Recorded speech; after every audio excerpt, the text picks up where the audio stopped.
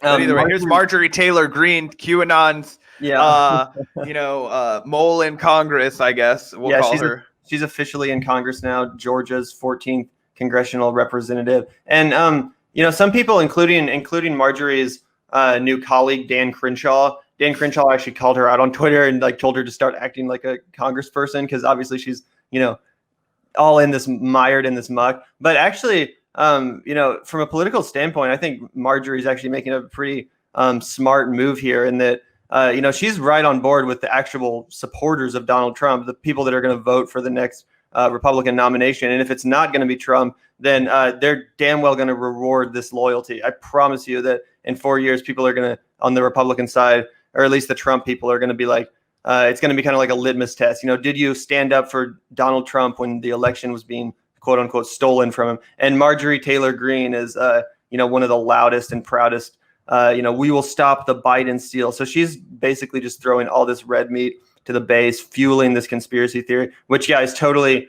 not congressional or not professional. But I do think it's going to, be rewarded when it comes to her voters, because like I said, they just, they're really, a lot of Republicans have been being shamed by the base for not sticking up for Donald Trump enough. Yeah, it's interesting because it's one of those things where it's the Republican the Republican leadership, and we'll call them the Republican establishment, I guess. They are so desperate to clean up the party and get back to this whole buttoned up conservative family values thing, and then they can kind of go back to doing their shit behind closed doors and not have to deal with the public ridicule and all the bad behavior and just the essentially what people in high society making a mockery of the office, things that those kinds of people really care about, right? Like you said, Dan Crenshaw is no friend of the movement for Joe Biden, but he's obviously he's you have to even act congressional. So,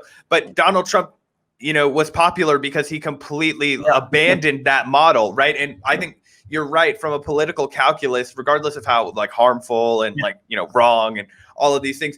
The Marjorie Taylor Greene strategy of basically fanning that fire, pouring gasoline on it. She's gonna reap a political benefit from that base.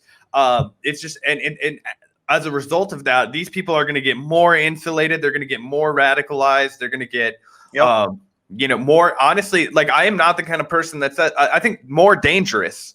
You know what I mean? I'm not the kind of person that's political, opposition, is dangerous. But I do think that when you're seeing Nazi propaganda out and people fucking throwing, red meat to that kind of a base, you really are showing something that is going to lead to violence. And obviously I don't think that the correct result of that is to suppress their speech. I think the correct antidote for bad speech is more speech, and making it is obviously it's extremely hard to reason with these people, which is why you need to reason with other people and say, look at how fucked up this is why you need to not vote for them, because at some point a dude that's draped in Nazi fucking flags and all that kind of shit, there's no reasoning with them specifically. Yeah, you can't work with that guy. And Marjorie Taylor Greene, of course, got into Congress after her opponent on the Democratic side, I guess, mysteriously kind of dropped out at the last minute. So it's kind of weird the circumstances she got into Congress. She was unchallenged. Yeah, essentially. So it is unfortunate, that she was able to get into Congress, because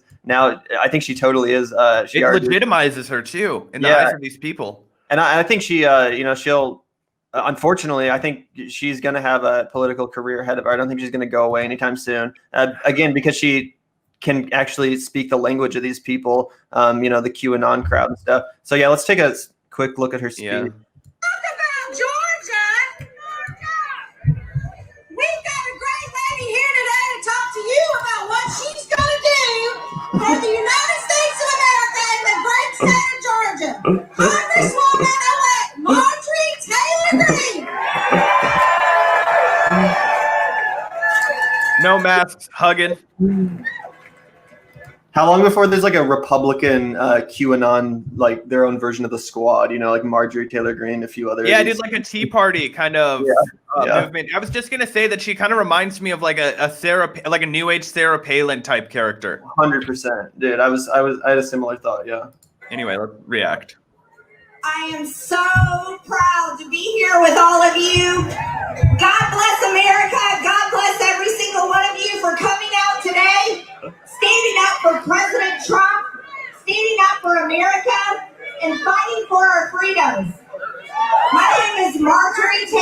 Greene. I am Congresswoman-elect from Georgia's 14th District.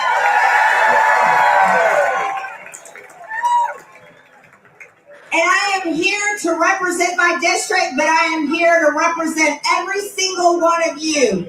Looks about the size of a Joe Biden rally in the primaries is what's scaring me. Yeah, it's pretty funny. They called this the Million MAGA March, and then it turned out to be more like the couple thousand MAGA March. Not quite what they were anticipating. But we have some shots, some overhead shots of that for you guys in a second, but get a few more minutes of this. You see, I'm not a politician. I'm a proud American woman. And I'm here because this is what we have, ladies and gentlemen. The Democrat Party is no longer an American party.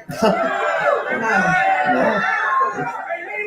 They're the party of socialism, the party of riots, the party of burning businesses, the party of AOC's Green New Deal.